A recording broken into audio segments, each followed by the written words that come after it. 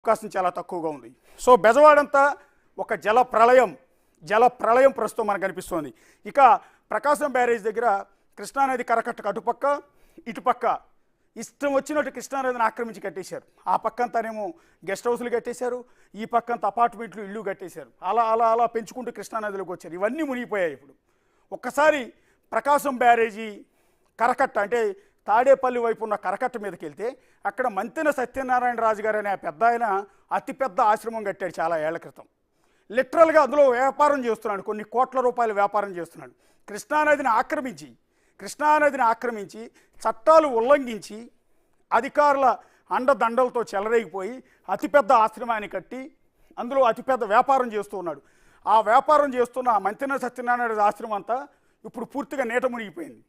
నీట మునిగిపోతే అందులో చికిత్స కోసం మంతెన సత్యనారాయణరాజు ఆశ్రమంలో చికిత్స కోసం వెళ్ళిన పేషెంట్లంతా ఇదిగో వాళ్ళ దీనమైన పరిస్థితి మీరు ఒకసారి చూడండి, భయానకమైన పరిస్థితి చూడండి. ఏదో రోగం వచ్చింది తగ్గించుకుందామని వెళ్ళిన ఆ పేషెంట్లంతా ఇవాళ ప్రాణాలు అరచేతిలో పెట్టుకుని ఆ విధంగా వాళ్ళందరినీ పై ఫ్లోర్లోంచి కింది ఫ్లోర్లోకి తాళ్ళు కట్టి దింపుతూ ఉన్నారు అధికారులంతా కూడా.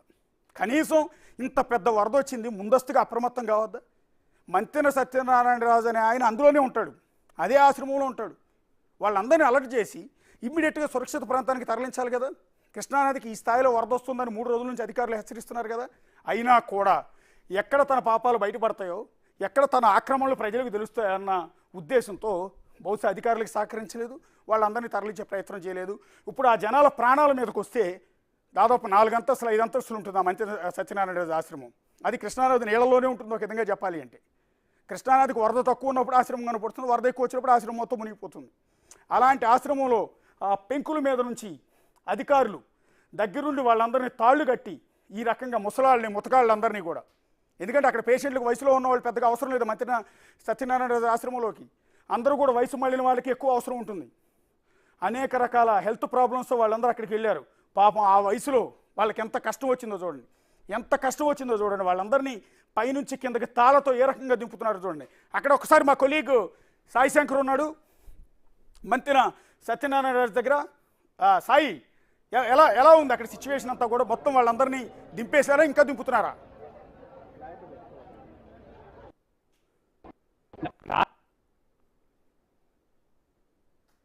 దగ్గరుండి తన యొక్క కర్తవ్యాన్ని నిర్వహిస్తుంటే ఓన్లీ డబ్బే సంపాదన ధ్యేయంగా మంతెన సత్యనారాయణ చేసినటువంటి పరిస్థితి ప్రస్తుతం చూడొచ్చు.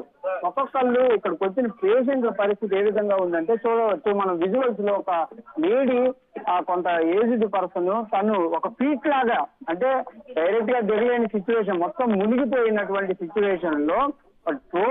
సిచ్యువేషన్లో ట్రోప్ వే లాగా ఒక తాడును కట్టి వాళ్ళు వేసినటువంటి నిచ్చెన ఆధారంగా ఆమెను దింపుతున్నటువంటి పరిస్థితులు ఉన్నాయి.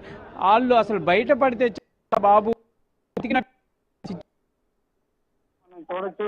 ప్రతి ఒక్కళ్ళు కూడా లోపల నుంచి తమ ప్రాణాలు కాపాడుకోవడానికి ఒక కొండలెక్కి దిగుతున్నట్టే, అంటే ఒక బిల్డింగ్ లో నుంచి ఇంకో బిల్డింగ్ లో జంప్ చేసి వాళ్ళు అక్కడి నుంచి ద్వారా కిందకి దిగుతున్నటువంటి సిచ్యువేషన్ చూడొచ్చు. ఒక ముసలి వ్యక్తి కూడా ఇప్పుడు దిగుతున్నారు.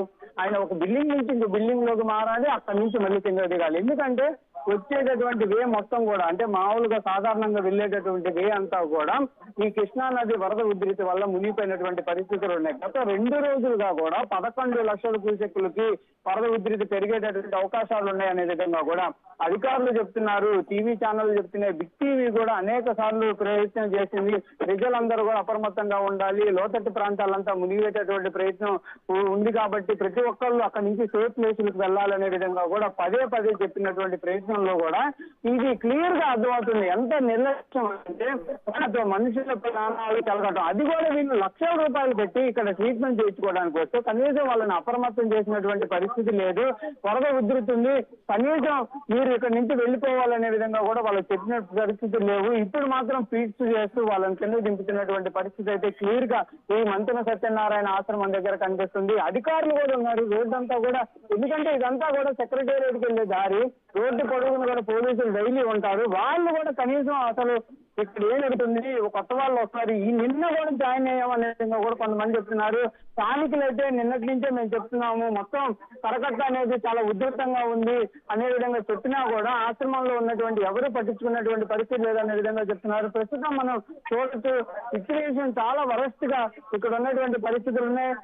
చాలా ఇబ్బందికర పరిస్థితులు అయితే ఉన్నాయనే విధంగా చెప్పచ్చు. అమ్మ, మీరు ఎప్పుడు వచ్చారమ్మా ఇక్కడికి?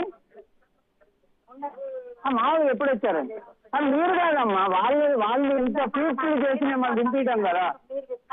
మీకు చెప్పారా కనీసం ఇట్లా వరద ఉంది ఏంటి అని?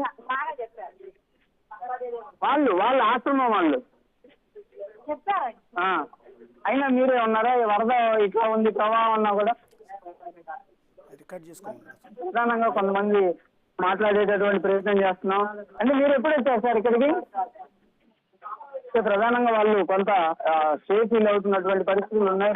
ఇక్కడ చూస్తే చాలా మంది తమ ప్రాణాలను కాపాడుకొని బయటకు వచ్చి నిలబడ్డటువంటి పరిస్థితులు అయితే ప్రధానంగా ఇక్కడ కనిపిస్తున్నటువంటి పరిస్థితి ఉంది.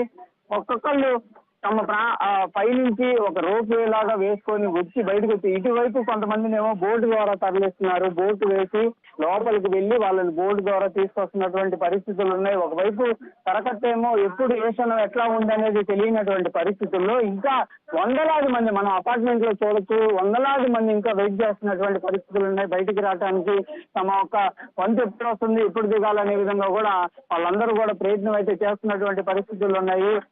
క్లియర్ గా ఇక్కడ ఉన్నటువంటి సిచ్యువేషన్ అనేది చాలా నిర్లక్ష్యానికి, అంటే అధికారులు అప్రమత్తం చేయలేదా, లేకపోతే ఇక్కడ ఉన్నటువంటి మేనేజ్మెంట్ అప్రమత్తం చేయడంలో నిర్లక్ష్యమా, లేకపోతే ఏంటి అనేది కూడా అర్థం కావట్లేదు. సార్ ఎప్పుడైతే సార్ మీరు ఇక్కడికి? నిన్న ఉదయం మరి వాళ్ళు చెప్పలేరు ఇట్లా వరద ఉంది సార్, మరి ఇబ్బంది ఉంటుందని? అంటే అది మంతెన సత్యనారాయణరాజు ఆశ్రమం దగ్గర పరిస్థితి. లక్షలు కట్టి ఆశ్రమంలో చేరతారు చాలామంది. కృష్ణానదికి గత 3 రోజులుగా వరద వస్తుంది. గతంలో ఎప్పుడూ లేనంత విపత్తు వస్తుందని అధికారులంతా హెచ్చరిస్తూ ఉన్నారు. సీఎం చంద్రబాబు నాయుడు హెచ్చరిస్తూ ఉన్నాడు. అలాంటప్పుడు నిన్న అందులో ఉన్న పేషెంట్లందరినీ, కొన్ని వందల మంది పేషెంట్లు ఉన్నారు, కోట్ల రూపాయల వ్యాపారం జరుగుతుంది, వాళ్ళందరినీ తరలించాలా లేదా వేరే వాళ్ళకి? ఇది ఎవరు తప్పు?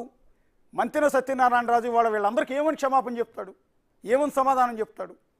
అదేమంటే ఇప్పుడు ఆ జనాలందరినీ ఆ వరద నీటిలో ఎలా కాపాడాలో అర్థం కాక అధికారులంతా కలిసి ఆ విధంగా తాళ్లు కట్టి పైనుంచి కిందికి, రేకుల మీద నుంచి కిందికి దింపుతున్న దీనమైన పరిస్థితి, దారుణమైన పరిస్థితి మనకు కనిపిస్తుంది. ఇప్పుడు ఆ పేషెంట్లను చూసి, వాళ్ళ పేషెంట్ల బంధువులు చూసి ఈ దృశ్యాలు చూస్తే ఎంత అల్లాడిపోతారు.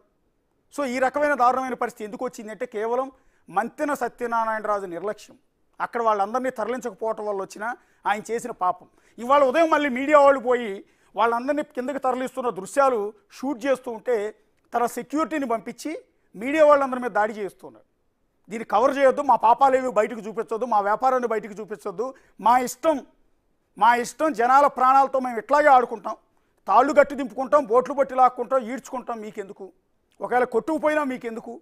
మీడియా వాళ్ళు ఎవరు కూడా కవర్ చేయొద్దంటూ సత్యనారాయణరాజు ఆశ్రమం దగ్గర మీడియా పైన దౌర్జన్యం చేయించే పరిస్థితి కనిపిస్తుంది. ఇదే మంతెన సత్యనారాయణరాజు ఆశ్రమం కృష్ణా కరకట్ట మీద ప్రకాశం బ్యారేజ్ దాటిన తర్వాత తాడేపల్లి వైపు కరకట్ట మీద దాదాపు 15 ఏళ్ల క్రితం నిబంధనలకు విరుద్ధంగా కృష్ణా కరకట్ట ఆక్రమించి ఈ విధంగా కట్టిన అతిపెద్ద ఆశ్రమం.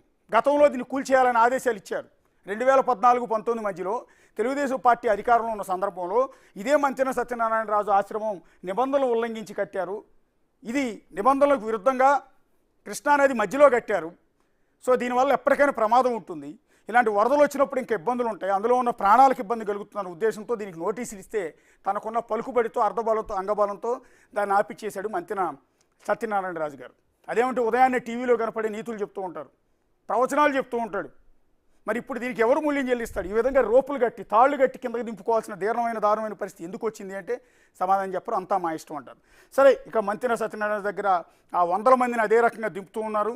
వాళ్ళందరినీ ఇప్పుడు ప్రమాదం ముంచుకొచ్చిన తర్వాత వాళ్ళందరినీ కూడా వేరే చోటకి తరలించే ప్రయత్నం చేస్తున్నారు అధికారులంతా కూడా. ఒక్కసారి ప్రకాశం బ్యారేజ్ మీదకి వెళ్దాం.